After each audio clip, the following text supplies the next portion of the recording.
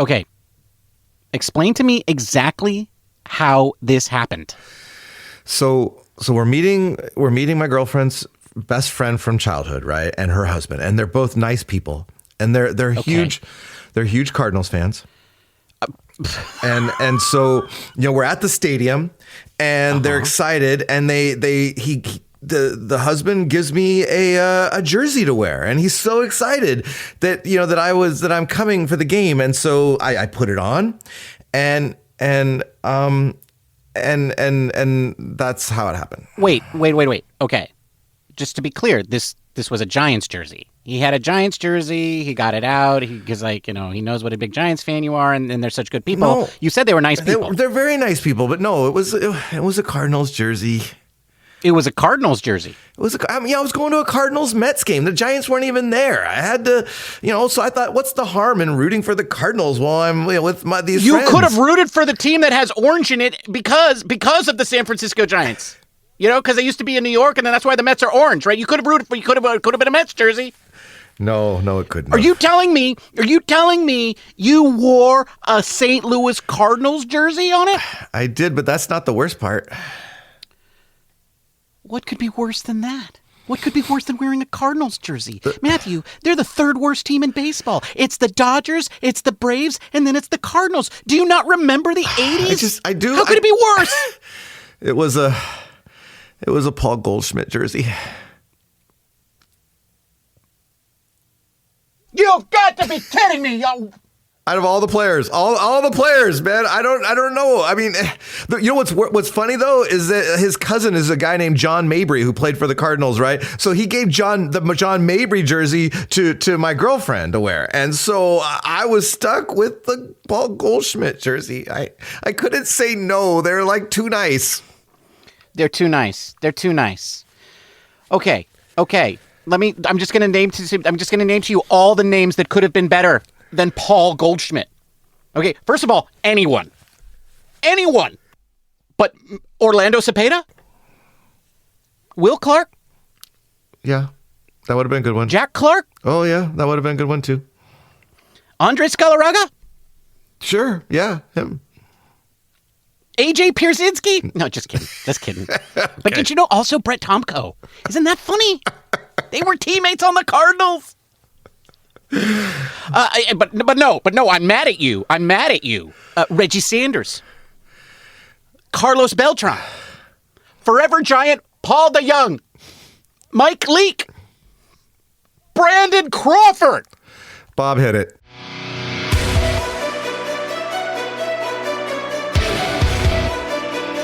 The Giants are rolling.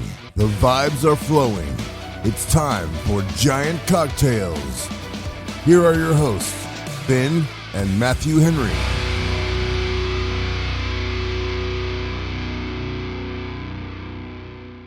Welcome to episode 289 of Giant Cocktails. Matthew, Hunter Pence hit .289 in 106 games for the 2016 San Francisco Giants. The problem was it was 150 games. No. And then, maybe they would have finished up higher in the standings and they wouldn't have had to be in that position. And then the Giants bullpen wouldn't have melted down against the Cubs in the playoffs. Exactly. I don't know that would have really made any difference. It's all Hunter's fault. It's all Hunter's fault. You're blaming Hunter Pence's injuries for that. Mm-hmm, okay. Mm-hmm. Okay. I don't think that's a fair assessment. I don't think thou shall besmirch the name of Hunter Pence, especially since you have so recently had a Paul Goldschmidt Cardinal jersey on your back. All right. Let's move on. I love my Hunter Pence. I do. I don't think I'm ever going to be able to move on from that, Matthew. I mean, the Hunter Pence thing, whatever, I don't care. But I don't think I'm ever going to be able to move on from the fact that you had a Cardinals jersey on that said Goldschmidt on the back. Okay, the things we do. It's not even like the two of those things together. Okay, sorry. Sorry, the bit's over. Okay. I'm sorry. All I got to say is the things we do for love, Ben. Okay, I have no excuse. No excuse other than that, matters of the heart. Can't. Yeah. I'm telling you, me and the rest of Giant Cocktails Nation, we ain't buying it. Nah, they would understand. Scott would understand. Scott would. Enough with the banter. Let's talk cocktails. Yes, Bob. We should move on to the booze. Maybe that will help soothe my anger. What are you drinking, Ben? Well, Bob, you may not know this, but today is a very important holiday in my life. Bob, today is May the 4th. And may the 4th be with you. Bob, you're supposed to say, and also with you. That would be no. Okay, whatever. Well, anyway, so Bob, the cocktail I'm drinking is in honor of May the 4th. It is actually a classic Giant Cocktails cocktail that I am bringing back. I have modified the recipe ever so slightly, and I will tell you what that recipe is at the end of the show for my Bantha Milk Margarita. And that's what I'm drinking today, Bob. What are you drinking, Matthew? Bob, in honor of May the 4th, Star Wars Day, I too decided to bring a Star Wars themed cocktail that I'm calling Binary Sunset. Ooh, that's good. Good old Tatooine. That's right. Did you know that they should have had two shadows every time they were showed them on the planet? Oh, that's a good point, huh? Yeah. They didn't. The budget, man, couldn't get two shadows. Or they just didn't think of it. I don't know. I don't know. It's a space opera. That movies they play fast and loose in those movies. But anyway, that does sound like a good cocktail. I'm eager to find out what the recipe is at the end of the show. But first, we got to talk about baseball. And as we said, today is Sunday, May 4th, Star Wars Day, as we record this podcast.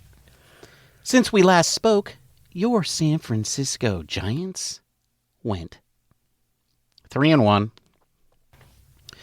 Why you gotta say it like that? They were 3-1. Because they're supposed to be 4-0. Oh man, everybody said it. Willy Adames said it. Did he really? He did. I'm pretty sure. I don't know. He didn't be like, any team can beat anybody. We have a lot of respect because there's a lot of talent over on that team. He didn't say that? I think it was I think I heard a radio guy, or maybe it was one of the other podcasts or whatever, but they were saying that Adames said that after they split the series, because they were hoping that they would win the second game in San Diego, which they did not do.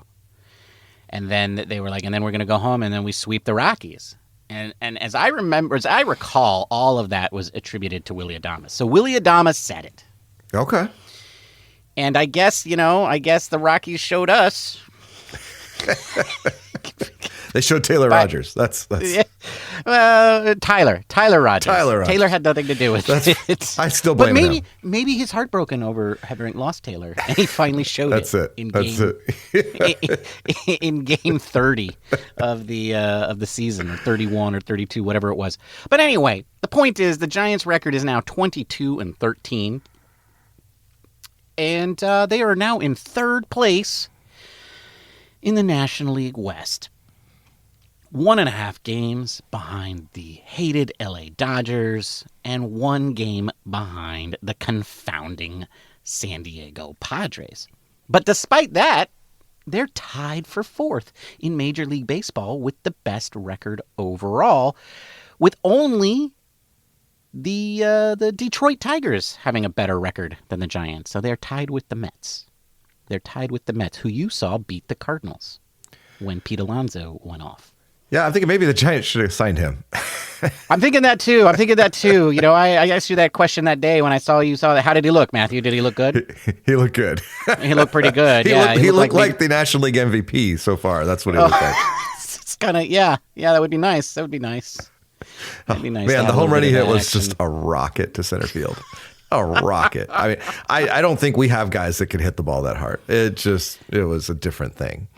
Yeah, I feel like the Giants could have given him enough money for 1 year to beat the Mets, or at least, you know, I don't know. Anyway, maybe we'll cover first base again later in the show. But that's a little teaser. But yeah, so on that point, what are we going to be talking about today? Well, we're going to review the Rockies series and what it means that the Giants didn't sweep the Rockies. And then, for the second half of the show, it finally happened. A position player, well, any player, who is a significant contributor to the team, got hurt. And he actually got hurt in the last series. He contused himself. But it turned out that contusion was actually a broken rib, right? Which I guess is true, right? I imagine if you break a rib, you probably also bruised yourself. I would guess so, especially there. Yeah. Yeah. So we're talking about one Tyler Fitzgerald who hit the 10-day IL. And as I hear, Matthew, bones heal in 10 days, right? Absolutely. He'll be back in no time. It's going to be just a quick stay. Yeah, 'tis a flesh wound, Ben. And we got people that can just, next man up. Next man up. Right. Next man up. Yeah, and who was that? Who's the next man up? I don't know. I think we're going to talk about that, aren't we? Yeah, we're going to talk about Brett Wisely. we're going to talk about my favorite quadruple A player, Brett Wisely. I don't know. I don't even know if I think he's that good. But nonetheless, Matthew, it's not just a flesh wound. It's a bone. It's a broken bone. Okay? Whatever. Okay, but before we get to those topics, we have some minor observations to cover. And the first thing is, Matt Chapman hit a grand slam, and Willy Adames was not there to take his helmet off. Instead, it was Patrick Bailey. Why did this happen? Why did Willy Adames not take the helmet off? Well, yeah, I mean, is there some kind of like take the hat off the homer hitter's head etiquette? Like, I don't know. I think there might be, but I got to tell you, like, I know a lot about baseball, and only until we were asking ourselves this question did it occur to me that there might be. I got to be honest. I didn't even know that was a thing until Willy Adames, appears on the top step and takes the helmet off of every guy that hits a home run. That when he's not on base. Yeah, he's not on base when he usually does it, and when he hits it, we saw that it was Mike Yastrzemski taking his helmet off. Which I think that was a good call. I like that it was Yaz that's taking. Yeah, no, I mean that's the elder statesman. Yes, exactly. Course. Yeah, for sure. But in this particular case, Adames was on base when Chappie hit the grand slam. So, but he crossed the base first. He could have still taken off the hat. Yeah, but this is what I'm thinking. I'm thinking that like when you're the home run hitter, you're the man. Yeah. You're the man, and so everybody's got to wait at home plate for you. They got to give you the high fives, right? Yep, right. And then you lead the way into the dugout. They all defer to you. Oh, is you're what I'm right. thinking. This is what it feels. No, you're right. That makes sense to me. Yeah, because the guy's got to go in and get his love. That's right. But then that means Adames is behind him, and so he can't take the helmet off. So it has to be somebody else, and I'm guessing Yaz was also on first on the bases. That must have been because Yaz was the leading off. Right. So then it had to be Patrick had to take the helmet off. But now we know that's the pecking order. Okay. Right? Yeah. Well, get on that. Maybe we should do some investigation on do other teams have that, or is this just a Giants thing?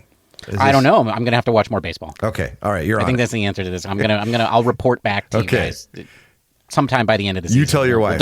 You tell your wife you got something you got to do. Yeah, I got to watch every home run and just figure out who runs into the dugout first after the home run is hit. But you can't just watch every home run. You got to watch every home run on every team and denote any patterns. Right, from every broadcast. Yes. Yeah. Good luck with that. This is fine. I can do that. Matthew, we have one other tidbit to cover, but we've run out of time. Should we just forget about it? No, because how often do you have an umpire just jumping over people and how often is the umpire a star of the game? Yeah, without making people upset? Right? Yeah. No. Yeah, and then he made two good plays in consecutive games. He made a running catch today. One Guccione. What is his first name? I have no idea. Tom, Joe, Randy, Bob. I don't know. Yeah. Schmitty Guccione. But anyway, whatever his name is, he made a running catch today after there was a foul ball, and then he did a little fist pump and a little dance or whatever. And everybody was like, "What's that about?" Well, that was because of the more amazing play he made on Saturday when he did the leap over the tumbling Colorado Rocky. Yeah, and not only did he do the leap over, but then he plants his feet and then does this really cool out sign like in front of everybody too. Yeah, because he hadn't made the out call yet because he had to not get killed. Yeah. And for all fairness to him, he wasn't showboating. He did have to jump over the guy. He did. That was his only option. And then he lands, and then he did a little shimmy. I think he did a little shimmy. And then he called the guy out. Yeah, nice. If an umpire is having a little fun with his job, I'm all for it. Why not? I'm here for it. Yeah, as long as he's not like really showing up the players or anything, or being, But he had an opportunity, he took it. I don't blame the guy at all. I would much rather have an umpire insert himself into the game that way than doing it the way Joe West used to do it. That's true. Just throwing somebody out. Yeah. Indeed. But, so Matthew, there were, I guess, 3 groups playing baseball this weekend: the San Francisco Giants and the umpires. And then we should talk about the third best group on the field at these 3 games, the Colorado Rockies. We should talk about the Rockies series.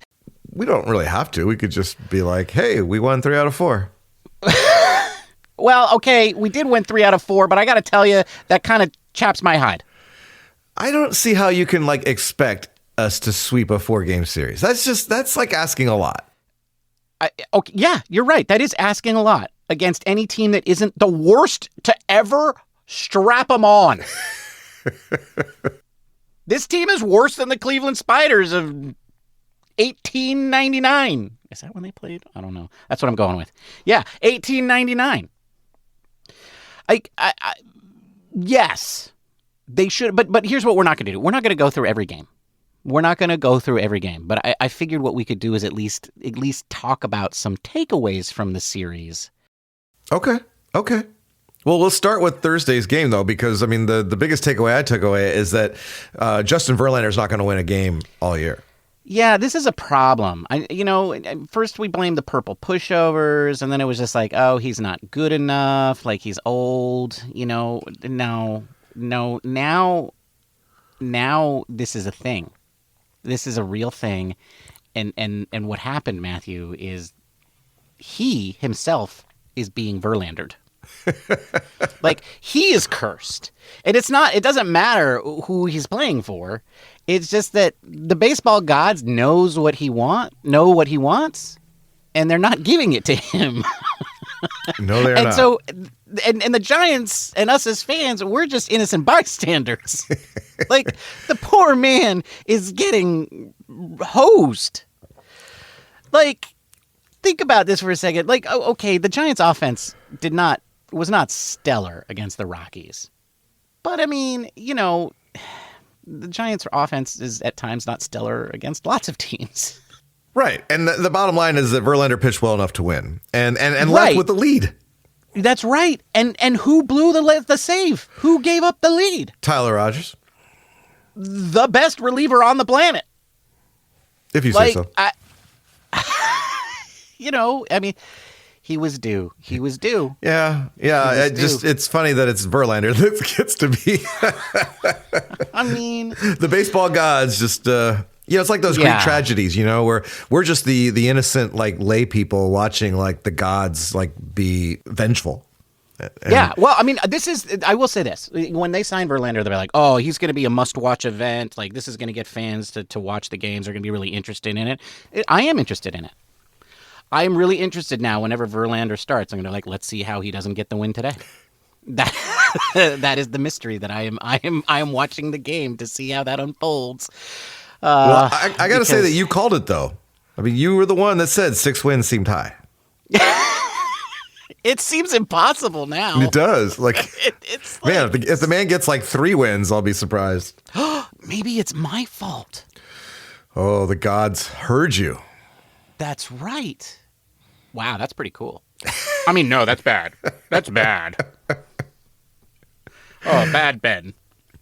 But anyway, it wasn't all about Justin Verlander. There was somebody else who got well. Well, there were multiple people that got well during this series. But before we get to that, let's get to that first. Let's talk about what went well. Willy Adames, especially today on Sunday. Willie hit 3 home runs today. Yeah, no, in my mind, Willie hit 5 home runs. Like, there were 2 swings on those strikeouts that I think that if he had hit the ball would have gone out. He was trying. In my mind, in my mind, he was feeling it. Yeah, he was feeling it. He was like, yeah, I got the mojo. Yeah, you're playing the Rockies. You're, whatever. Go for it. But no, I mean, he was very close to hitting, I think it was like a quarter of the wall the way from hitting his 3rd home run in 3 consecutive at bats. Well, that one that went off the wall would have been a home run in 9 other ballparks, and so it got me thinking a little bit, like, just how silly baseball is, right? That we have that there's a stat like that. Like, there's no, like, in football, it's not like you're like, oh, in Chicago you got to run uphill the last 5 yards, like, it's just in football, it's just, or basketball, oh, you got to hit the 3-pointer, but it's behind a wall. They don't have true. that in other sports. But us, you say that, but there used to be a stadium where you could run up a wall and then get behind something. Houston. That's right. Used to have both of those things. I think that's what people like. People like that about baseball. People like the different size parks. Until you're Willy Adames and you come 5 feet from hitting a third home. Whatever. Okay, look, I get it. No, that does suck. I agree. But it's like the whole. You can't make it the same everywhere because the ball travels differently depending on whether you're at sea level or what the humidity is. There's all of these other things that impact it. So there's never going to be equal stadiums in this game.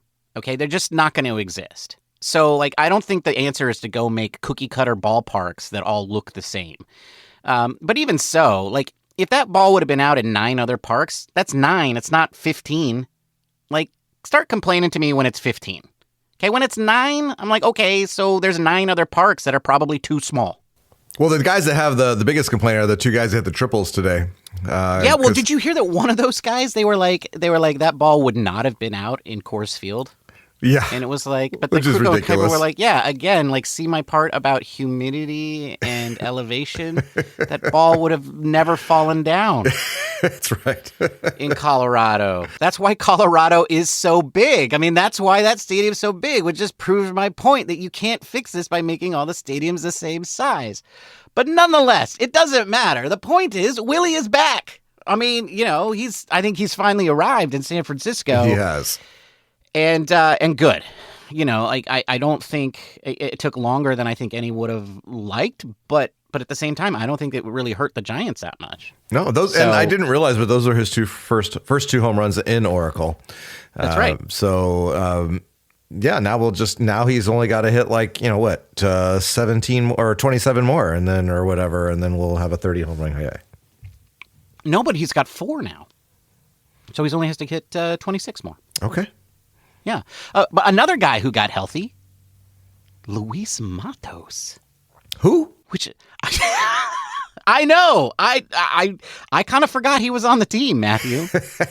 That song, Now You're Just Somebody That I Used to Know? Like, I just feel like that was Luis Matos, Yeah, like, oh, hey. Like, when you hit the home run, you're like, I know that guy. Yeah. He'd been on a 1 for 27 streak before that homer. And then he didn't let up. Yeah, then he's like, I like doing this. I should just do this more. Yeah, and then exactly. And then today he had 2 hits in a row, and then I think he hit into a double play. But I think 1 or 2 pitches before he hit into that double play, he hit this rocket down the line that was just foul. So he looks a lot better. And what's really interesting about him is that apparently, and I know that you and I started talking about this because we were talking about depth, and which is going to be our second topic of today. But apparently Luis Matos is a reverse splits guy, it turns out. Yeah. He hits righties better than he hits lefties. Way better. I mean, this year anyway, which is not good for us, but maybe they should get him more at-bats against righties, Ben. I mean, I guess, but like, he's going to have to take them away from Wilmer because the only other guy who would take them away from is Yaz, and Yaz crushes righties. Or at least has been so far this year. So he's not going to be taking them from his right field, quote unquote, platoon mate, because that's not how platooning works, Luis. But nonetheless, still, it's kind of a relief to see him have a couple of good games in a row. But here's like my major takeaway from the whole series. The Giants were not playing good baseball going into this series. And I don't think they really put a full game together until today's game Sunday. Like, I think the starting pitching was relatively good the entire series. And, maybe not Jordan Hicks, but he was okay. Everybody else was very good, including Verlander. But, the lineup was not necessarily doing very much. And then when they were doing just enough, our inflappable bullpen flapped. And I don't think they really played a great complete game until Sunday, today. And yet they went 3-1 in this series. Because they were playing the Colorado Rockies. And I can't think of a better time to be playing the Rockies. And that's my takeaway. I feel kind of ashamed. Well, there's that phrase where they talk about teams getting healthy against other teams, right? And I think the Giants were like that today or this week, right? They needed a team to get healthy against, and the Rockies were the perfect team. And losing that first game made every other game feel way more stressful than it should have been for me as a fan. It's amazing how just losing the first game of a 4-game series just changes the dynamics of the entire series. Because winning 3 in a row is hard against anyone, but the Giants did it, and they're going into Chicago with a little bit of momentum. So I feel like I'm feeling good. They're 9 games over 500. They're matching their season high as far as that. And I think that getting to Chicago on that kind of run, maybe they'll start, getting in a little groove again. Yeah, and I think we can feel fairly confident that we're going to get good starts out of Ray and Verlander. We hope that Roop is better. We'll see how he does in game 1. He's not just going to be okay. He's going to be great. Oh, he's going to be great. He's going to be great. Yes. Yeah. Roop! That's right. Hayden, be ready. Call. Actually, I'm not that worried about the starting pitching at all, Matthew. And I'm not really worried about the pitching staff at all. The Tyler had his blip. He won't have another one for another month. It's fine. In fact, I'm feeling pretty good about the Giants pitching staff, not just through the starting pitching and the back end of the bullpen, but the entire bullpen. And quite frankly, 6 or 7 guys down in Sacramento. Because the Giants have a lot of pitching depth. And that brings us to our second topic of the day. Position player depth, which we have to talk about because of the injury to Tyler Fitzgerald. As we mentioned at the top of the show, Tyler had a little bit of a bruise that turned out to be more of a broken bone. And, he was saying things, it was hurting to cough and breathe and sneeze and laugh. And I'm like, oh, that must have felt great when you were swinging a baseball bat. Right.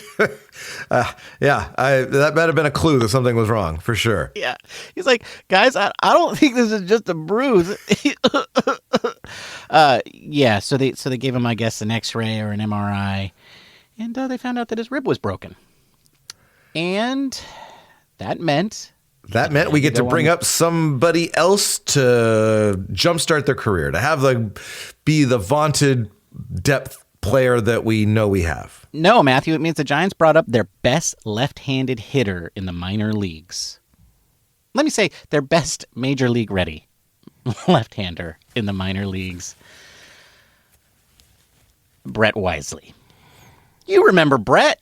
Yeah, he hit 2 home runs in the spring training game once. He hit 2 home runs in February 2 years ago. Yeah, and everybody got super, super excited. Yeah, that guy. That Brett Wisely. They brought up old Brett because, well, Brett is a middle infielder. And, he's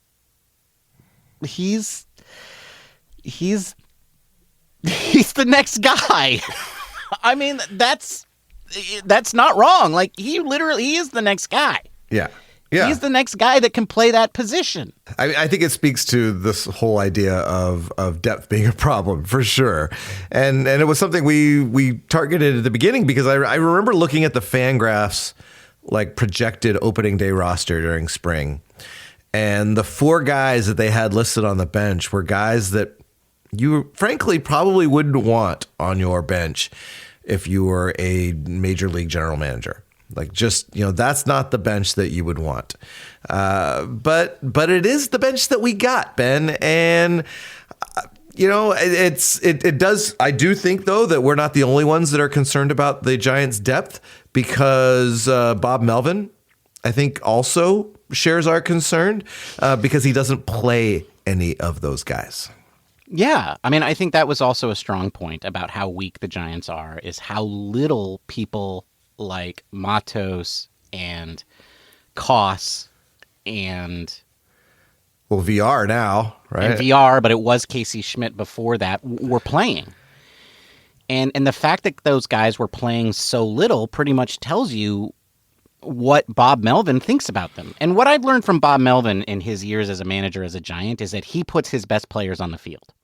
Like, you can give him Marco Luciano, and you can say that Marco Luciano is going to be the DH, but unless you're filling out the lineup cards, that's not going to happen, right? And right, so, Farhan? Right? Right, yeah. And, that's what we learned about Bob Melvin. He is not going to put guys on the field who he doesn't think is going to give him a chance to win. And I think he has done that all through the beginning of this season, and it doesn't speak well to those players.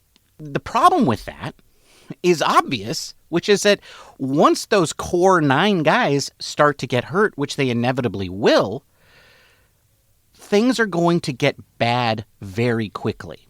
Because Tyler Fitzgerald, as quiet of a start as he got off to, his season stats are really quite good. Not just his recent stats, but his season overall are very, very good. And now you're replacing that with Brett Wisely, who I will remind you last year hit .238 with a 79 OPS plus and has a career 64 OPS plus, which is not very good. But that is kind of what you expect out of a replacement player. Tyler Fitzgerald, on the other hand, has been hitting .284 with a .341 on-base percentage and a .432 slugging for a .123 OPS plus. Those are his season stats, by the way. And this is a guy who got off to a slow start. Yeah. And that's the difference that you're making, right? And the fact of the matter is, it's like, I don't know that Brett Wisely is better than Christian Koss after having watched Christian Koss play, even though it hasn't been very much. So the point is that this team has absolutely zero depth. So the question is, what do they do to fix that problem? I don't know. I don't think Buster knows either. Well, the no. answer was draft better players 5 years ago. That was. I think the answer is you draft better players 5 years ago, sure. But also, I think this is really a problem that you need to solve in the offseason. Or you need to be doing that Farhan Zaidi thing, which is working that waiver wire and grabbing all of these guys that are sort of like, why did you get that guy? And it's because so I can throw him out there when Tyler Fitzgerald is hurt. And, oh, by the way, Casey Schmidt, who would probably be playing second base when Tyler is hurt, is also hurt. Right? Yeah. So I don't have to go to a Christian Koss and a Brett Wisely. Okay, but you can't be sitting here telling me that doing it the Farhan way is how you want to go back to, because I think it also speaks to, you've heard plenty of players who are starting to break out now mention how they wouldn't have had an opportunity to break out in seasons past. And so I think you got to take the good with the bad, right? You got to be like, well, okay, maybe Christian Koss gets hot. Maybe we saw Matos over the weekend now get hot, so I think sometimes you got to stick with the guys you got because we don't have anybody else. You kind of got to do that. Unless Ben, we start looking at the trade deadline. Well, I mean, no, I think you're right. I think that is the solution. you go with the guys that you got. Like, there are no magical trades that the Giants are going to make. Like, let's say that we do what you do, and we get an acquisition before the trade deadline. That means we're going to have to trade something that we really, really like from our pitching to get something that's kind of okay to cover us in the middle infield, so we can, Yeah, I don't know. I mean, you get a guy and I haven't done a whole deep dive into who's available yet. It's still really early, but you get a guy that has in the last year of their contract, you give up a couple of mid-level prospects for that kind of guy. Remember Chris Bryant? We gave up a couple guys now that have never done anything in the majors. You can get some talent at the trade deadline for, less than a Bryce Eldridge or a Carson Ragsdale type guy. So I don't know. I think that there's a possibility to get some help, and I would be surprised if the Giants aren't active in the trade discussions, especially if their record is anywhere near what it is now come July. Well, I think they're going to have to be, right? Like I think this strategy of just standing pat with your hand was, you play it out very differently if the team gets off to a 500 or a sub 500 start, right? The fact that this team is playing very, very well means, that you're going to have to play a little bit differently, and you are going to have to trade some of those pieces to upgrade. And you probably want to push that as far as you can. And I don't know that you necessarily go fix yourself in the middle infield, because I really do think that the answer is Tyler Fitzgerald is your starter and Casey Schmidt is your backup. And I feel okay with that, right? That's what real depth looks like. Because, depth doesn't mean you replace the guy with an all-star, right? Depth doesn't mean you can withstand the loss of your best player. Nobody can do that. Yeah. Right? Nobody can replace an all-star level player with an all-star. Nobody can replace their best player with anything that's going to be even remotely close to that. That's not what depth looks like. What depth looks like is having somebody like Casey Schmidt be able to be your spot starter, and then somebody like Christian Koss or Brett Wisely comes up and gets very few at-bats while Tyler Fitzgerald gets better. The problem is that Casey and Tyler both got hurt. But I would say that's not even the position where the Giants are hurting the most at depth, because depth is for both covering your injuries, but it's also for covering your underperformers. And I think everybody in Giants Nation has their eye on one position in particular when it comes to underperformance, and that's first base. And the fact is that the Giants actually lost some of their depth on, the third to last day before spring training ended? When Gerard made that horrible dive in a game he shouldn't even have been in? Yeah. So that's my question, Matthew. Is Gerard Encarnacion the answer? Well, he could be, and probably will be counted on to be part of the answer. I will say that Lamont Wade Jr. over the last 6 games is batting .263 now. So, maybe we're not maybe we're beyond that triage emergency first base issue. But Encarnacion being on the roster with his power and how he performed last year, if he could duplicate that, then obviously that significantly increases our depth, and you give guys like Wilmer Flores and Lamont Wade Jr. breaks that they haven't been getting much of lately. So I think he could be equivalent to a trade, I guess, if he's ready to come back, I think by the end of this month. Well, Matthew, I have a different answer for first base. Okay. Buster told us to slow our roll, to chill out. But you know who he didn't tell to chill out? Was one Bryce Eldridge.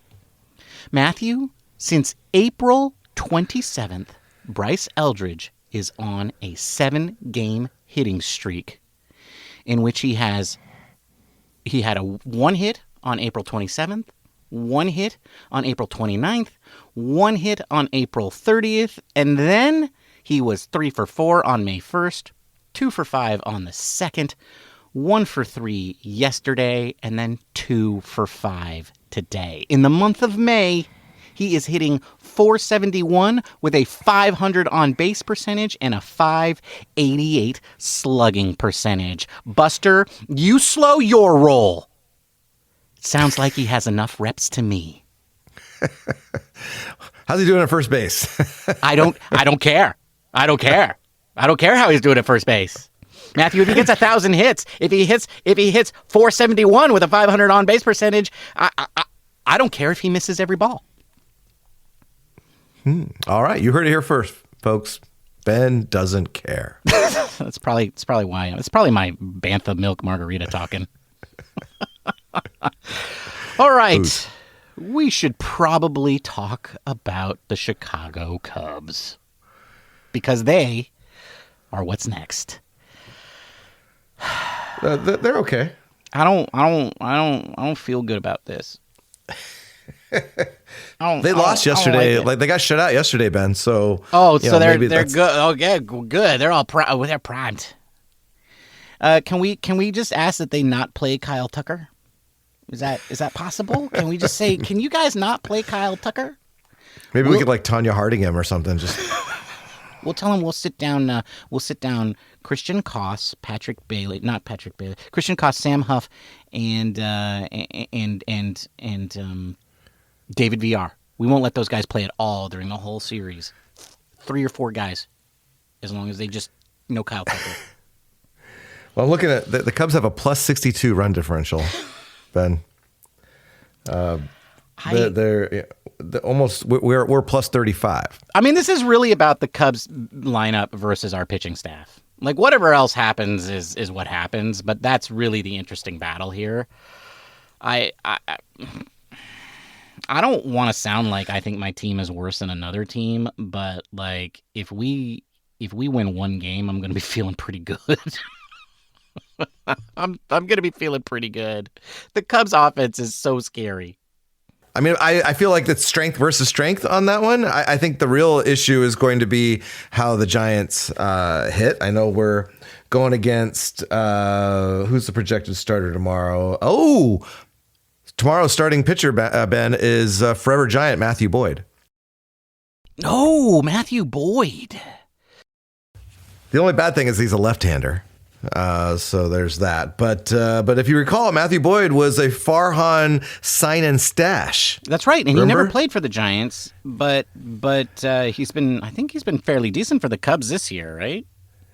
Yeah. Well, he's 2-2 with a 2.7 ERA. Yeah, that's pretty good. I mean, not the 2-2 part, but that means that there's some days where the Cubs don't score. We'll take it. I'll take it. That's a good sign. All right. Well, we'll figure out. We'll commiserate on Wednesday after, or celebrate on Wednesday. Isn't it time for the booze, boys? Oh yes, Bob. Yes, it is time for the booze. What are you drinking, Ben? Well, as I mentioned at the top of the show, Bob, I am drinking a Bantha Milk Margarita. And as I also mentioned, this is a cocktail recipe that I originally brought to the show in episode 48, which aired on May 5th, 2022. What is in a Bantha Milk Margarita? Well, it has 4 ounces of fermented Bantha milk, half an ounce of lime juice, and half an ounce of pineapple juice. How do you ferment your Bantha milk? You leave it in your refrigerator for 3 months. And once it smells really bad. And when you pour it out, it comes out in chunks. You know it's ready. You put that onto a shaker with ice. You shake that until it's well chilled and reliquefied. And then you pour that into a rocks glass with fresh ice. And that is how you make a Bantha Milk Margarita. In a galaxy far, far away. Here, the way that you make it is you take 2 ounces of tequila, a 1/4 ounce of blue Curacao, half an ounce of cream of coconut, which is very different from coconut cream. These are 2 different ingredients. Don't confuse them. This is cream of coconut. It usually comes in a plastic squeeze bottle, and it's very sweet. Then you will need half an ounce of lime juice and half an ounce of pineapple juice. You combine all of those ingredients into a shaker with ice. You shake it until well chilled, and then you strain that into a rocks glass with fresh ice, and you garnish it with pineapple fronds. And that is how you make a Bantha Milk Margarita. That's a tasty cocktail. I actually really like it. It's quite enjoyable, even though I'm not a big fan of coconut. What are you drinking, Matthew? Well, Bob, I'm drinking a cocktail I'm calling a binary sunset for the 2 moons of Tatooine. And what's in a binary sunset? Well, it's got 1.5 ounces of reposado tequila, 3/4 ounces of Aperol, a 1/2 ounce of cinnamon syrup, a 1/2 ounce of lime juice, a 1/4 ounce of Grand Marnier, and a 1/4 teaspoon of grenadine. And you're going to prepare a chilled cocktail glass by pouring that 1/4 teaspoon of grenadine in the bottom of your glass. Then you're going to add the remaining ingredients into a cocktail shaker with ice and give it a good shake for 10 to 12 seconds. Double strain that into your chilled cocktail glass and garnish it with a lime wheel and an orange wheel back to back through a cocktail skewer. That will be the 2 suns of Tatooine. So that's what I'm drinking, Bob. A binary sunset. That's a tasty cocktail. It's actually pretty good. I'm enjoying this one. And it's a nice orangey sunset color, maybe also a giant orange color. So good for both. I think it's interesting that we both also had tequila, so you could also just call these Cinco de Mayo cocktails. That's right. Exactly. And that's a wrap, folks. Thank you for joining us. We'll be back on Thursday with more Giants content. If you can't wait that long to get your fix, feel free to reach out to us on the socials where you can find us in a lot of platforms under the name Giant Cocktails. You can also find us on YouTube, where we record our podcast but do not show our ugly mugs. Remember, you can subscribe there and you hit the notification bell to get notified when we publish. Don't forget to leave us a 5-star review on your podcast listener of choice, aka Apple Podcasts or Spotify. Please, it really does help the show. Go over there right now. Leave 5 stars. Maybe even a little funny comment. That would be wonderful. We would appreciate it. Ben, it was great talking Giants with you. Until next time, cheers, my friend. Cheers, Matthew. Bye, everybody. Goodbye. Thank you for listening to the Giant Cocktails Podcast. Until next time, bottoms up.